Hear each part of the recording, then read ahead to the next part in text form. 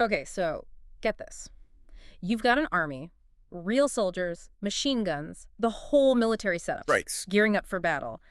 And their enemy, birds. Uh-huh. Yeah. Not just any birds, mind you. Mm-hmm. Giant, flightless, kind of goofy-looking birds. Exactly. It sounds like something out of a cartoon, but this actually happened. It's totally real. Oh, it's absolutely real. And honestly, it has to be one of the most wonderfully absurd true stories in military history, maybe. I think so. It really makes you kind of step back and question, conventional wisdom about warfare. Definitely. So today, that's what we're diving into. The famous, or maybe infamous, Great Emu War of Australia back in 1932. Mm-hmm. We've got this great account detailing the whole bizarre episode, and our mission really is to unpack it, all the staggering miscalculations, hilarious failures. And what it maybe tells us about human plans versus unpredictable nature. Couldn't have put it better. This is like a masterclass in hubris, isn't it? Thinking you can just roll out the big guns against an enemy that doesn't even play by the rules. Doesn't follow orders, doesn't fight back conventionally, just legs it at 30 miles an hour. Oh, absolutely. On our calamity compendium scale, this is a solid 10-10. Just pure, documented, comical failure. An army losing to birds. You can't make this stuff up. You really can't. And, the context of how it all started is just as fascinating. You got to picture the scene. Right. It's 1932, middle of the Great Depression. Times are incredibly tough, even out in Western Australia. Yeah, and you've got these farmers, a lot of them ex-soldiers from World War I, who'd been given plots of land out in the Campion district trying to grow wheat. It wasn't exactly prime real estate, was it? No, not at all. Marginal land, tough conditions already. And then, nature throws a curveball. A big feathery curveball. Exactly. There was a massive drought further inland, and it pushed something like 20,000 emus. 20,000? Seriously? 20,000, yeah, that's the estimate. Pushed them west, searching for food and water, and guess where they found it? Let me guess. The farmers' newly planted wheat fields. Bingo. And we're not talking a few birds here and there. We're talking hordes.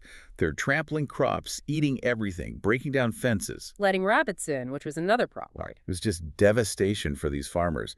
Their livelihoods were literally being eaten and stomped into the ground, a real crisis for them. So naturally, they're desperate. They turn to the government for help. They need something done about this emu menace, as they call it.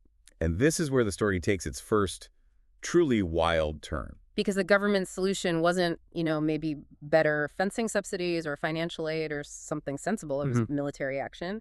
The Minister of Defense himself, Sir George Pierce, actually agreed to send in the army. Just pause and think about that decision-making process. Bird problem. Got it. Machine guns. It's incredible. So they actually deployed troops, a small group from the Royal Australian Artillery led by Major Meredith. And their equipment. Yeah. 2 Lewis automatic machine guns. And 10,000 rounds of ammunition. 10,000 rounds for birds. The mission was official, sanctioned military operation. Cull the emus. You just have to picture it. Soldiers setting up machine gun nests, looking out over fields full of these, big, slightly bewildered-looking birds. It's pure theater of the absurd. Yeah, you'd think, okay, machine guns versus birds. This will be over by lunchtime, right? Well, that's where the reality check kicks in. Hard. The soldiers found out pretty quick that emus are surprisingly difficult targets. Like, really difficult. I mean, first off, these things are fast. They can clock up to 30 miles per hour, 50 kilometers an hour. And they don't run in a straight line, do they? Not at all. They zigzag, they swerve, completely unpredictable. Yeah. Trying to get a beat on them, almost impossible. Plus, they're not exactly disciplined soldiers themselves. Hardly. The second they hear gunfire, the whole mob just explodes outwards, scatters in every direction. Forget herding them into some kind of, killing zone. That didn't work at all. Not a chance. They just break ranks and vanish over the horizon. Poof, gone. And then there were the guns themselves. Right, the Lewis guns. Yeah. Great war tech, basically. But out there in the dust and heat of Western Australia, they kept jamming constantly. So even when they could get a shot lined up, the gun might just stop. Exactly. Or they couldn't keep sustained fire on these fast, erratic targets. It was a nightmare. And the birds themselves? They weren't exactly fragile, were they? That's maybe the most surprising part. They are incredibly tough birds. There were reports of emus being hit multiple times. Yeah. And just keep running, sometimes for like a mile or more. It made confirming kills really hard. Wow. So you're just spraying bullets and the birds might just shake it off and keep going. Pretty much. But- They called it the headless chicken phenomenon almost. Just incredibly resilient, wasting tons of ammo. So let's recap. You've got super fast, zigzagging, tough as nails birds who scatter instantly, fighting on their home turf against soldiers with jamming guns and tactics meant for, like, trench warfare. It's the perfect storm of military mismatch. The setup for failure was just chef's kiss. And fail they did. Oh boy, did they fail. Spectacularly. I mean, the initial reports, after days of fighting and thousands of rounds fired, how many emus did they actually get? Maybe a few dozen. Pitifully low.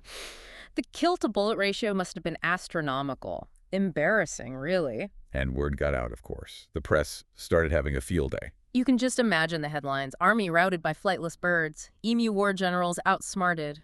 It became a national and then international joke. Huge embarrassment for the military and the government. Did Major Meredith try changing tactics? He must have realized this wasn't working. Oh, he tried. Bless him, he tried. They attempted ambushes, but the emus were too wary, scattered too quickly. Right. They tried mounting the machine guns on trucks to chase them down. How did that go? About as well as you'd expect. Yeah. Trucks getting bogged in the sand, bumpy rides making aiming impossible.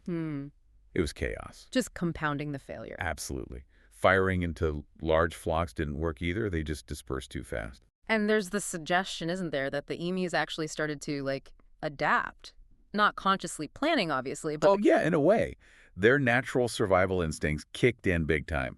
They learned loud noises meant danger, learned to associate the soldiers in trucks with trouble, so they became even more evasive. Their basic animal behavior was just fundamentally better suited to the situation than complex military strategy. It really was. Run away fast, don't gather in predictable groups. Turned out to be a winning strategy against machine guns, apparently. So this whole thing just couldn't continue, could it? The public ridicule, the cost? Exactly. The cost in ammunition alone was getting ridiculous for basically zero results.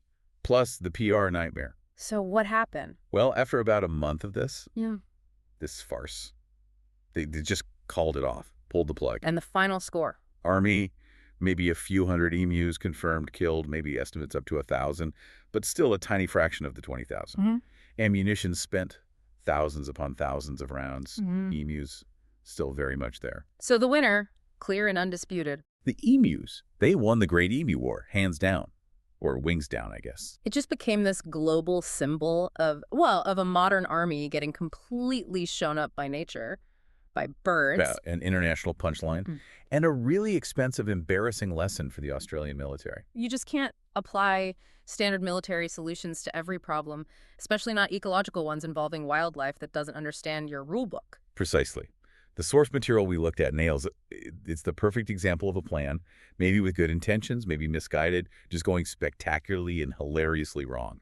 So yeah, that's the tale. The Australian army versus a bunch of emus. Spoiler alert, the emus kicked butt. It's such a bizarre story, but the account really draws out some key things for you to think about. That element of human arrogance, maybe, hubris, thinking we can just dominate nature with force. Definitely. And it highlights how unpredictable things can be when you step outside your usual operational parameters. The enemy wasn't behaving like an enemy should. They weren't. They were behaving like emus. And that completely baffled the conventional military approach. It shows the limits of those standard methods when the problem is, well, weird. Like trying to hammer a screw, sort of? Wrong tool, wrong problem? Exactly. So what does this weird little historical footnote actually tell us? Maybe something about planning, about needing to adapt, and maybe just about the incredible resilience of nature, even in the form of a big, slightly awkward bird. It really does make you wonder, doesn't it? How often, maybe in our own lives or in bigger systems, are we basically trying to fight emus with machine guns? Using the same old solutions for problems that need completely fresh thinking, a totally different approach. That's something to chew on, definitely. Are your problems emus? And are you using machine guns? Maybe time for a rethink.